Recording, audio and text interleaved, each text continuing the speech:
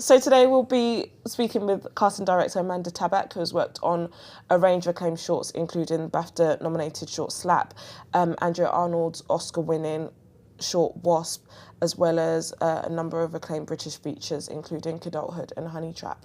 So welcome. Hello. Thank you for joining us. My pleasure.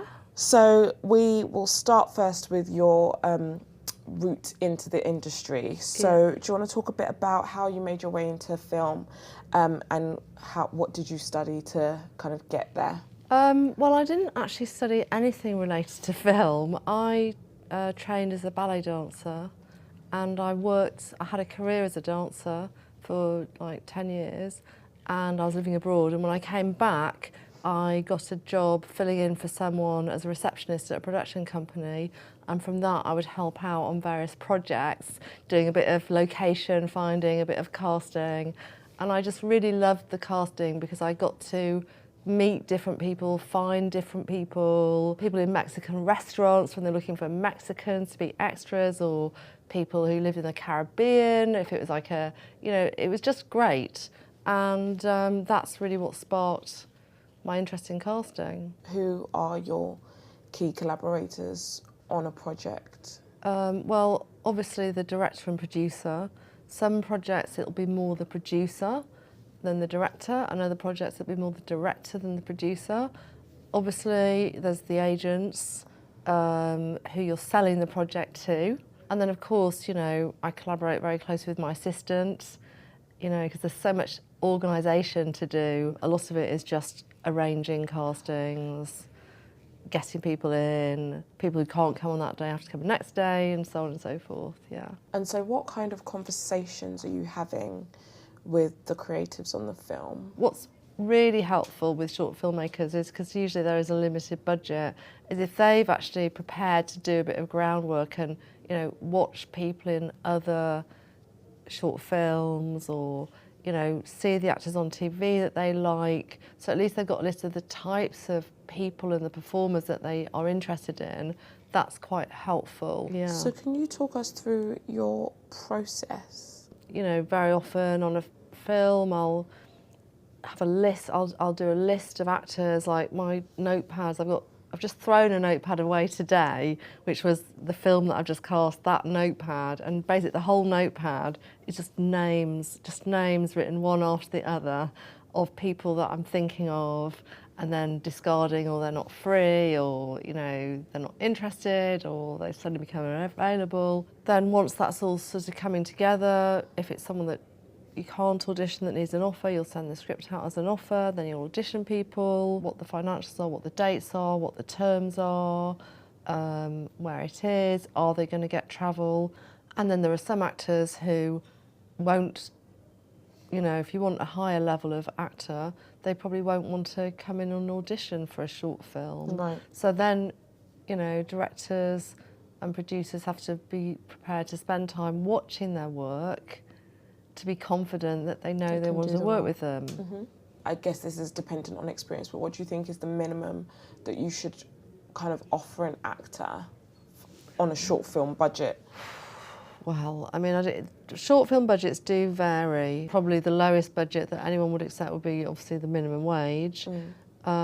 If you were so lucky to get like a really big name, it would be thousands of pounds a day, but generally it'd be from like minimum wage to, I don't know, £250 or something like that. It is good to have a casting director because it's good to have somebody that knows the agents, because most people, if they don't know the agents basically won't even talk to them on the phone. Think of what you could pay them, and it may be that if you have got like a sort of no budget, then probably someone with my experience may not be able to do it, but maybe some casting assistants might want the opportunity to do it. Right. That might work for nothing. Well, whatever, when I say nothing, I don't mean nothing, of course. I mean very little. On the other hand, yes, I think entry-level people, if they are switched on, they can get their friends to be in it, or go to kind of drama colleges, sixth form drama colleges, depending on the age group they're looking at, and you know, start sifting through people themselves, and maybe just have a casting director as an advisory capacity. Say, I found these people. What do you think of these? Right. And off the back of that, Andriani Scordelis has a question about writers and directors who are casting actors for themselves for the first time, in order to attract them to your script. Like, if you're going to them cold, like, what details should you include? Obviously, think about what would you like to know. You know, if you were an actor, and you know, what questions would you ask? And those are things that you should answer, like stuff about the director and the producer, what they've done before, a synopsis of the film, what the dates are, what you're going to pay people, why you'd like them to be in it, if you're approaching a specific actor. Apart from people who might already be under the nose of the industry, how do you source your new talent? Yeah, well, I tend to do a mixture. When I was doing Kid Arthood that you mentioned earlier, I did a mixture of people that I already sort of knew about, that were all they were all kind of new talent, really. And I also went to sixth form colleges in, you know, the areas where I thought we'd get the kind of vibe that I was looking for. And I'd had a lot of workshops with people who I could hardly understand anything they were saying, because like the lingo and everything. And like I say, you have to see a lot of people to get it down to a pool of good people. As people get older, I think you can do that less and less, because if they want to be an actor and they haven't sort of got anywhere by a certain age, then there's perhaps a reason, there may be a reason for that. Got a question from the audience. When casting young people and children, how do you get the most out of them when they're in the room? So with children, talk to them quietly so they listen to you, as if, like, think about when you were a child with your best friend and you sort of talk quietly together but really, really listen. So I think that's quite important.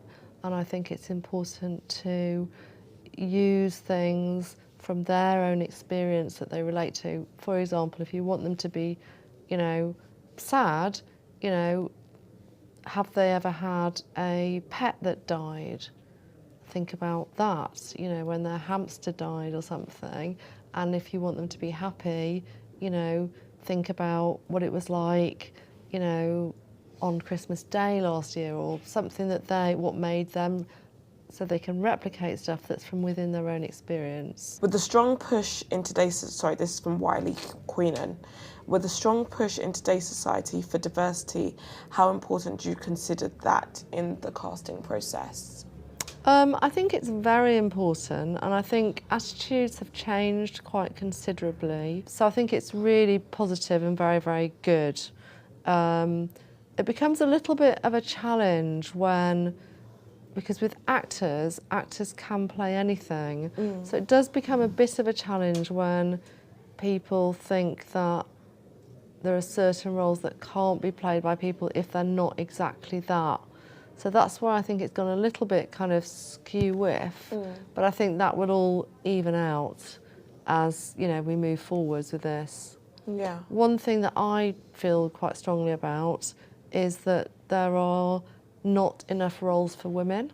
Yeah. The amount of women that I've cast in my career is more than 50% less than men. Right.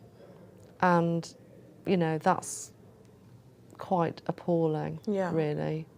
So before we end, do you have any final pearls of wisdom for people who are looking to cast their short? With shorts, I think it's important for people to be sensible and to strategise as to what they need and how they're going to get it.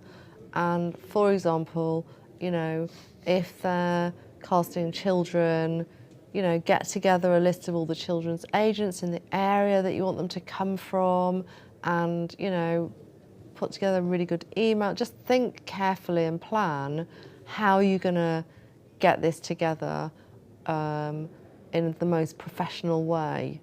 That's really all I would say, I think. Yeah. Plan. Yeah, I think so. Cool. So that's all we have time for today. So thank you, Amanda, for coming in. Thank you. It's really great. And thank you for everyone who watched at home and our audience in the room.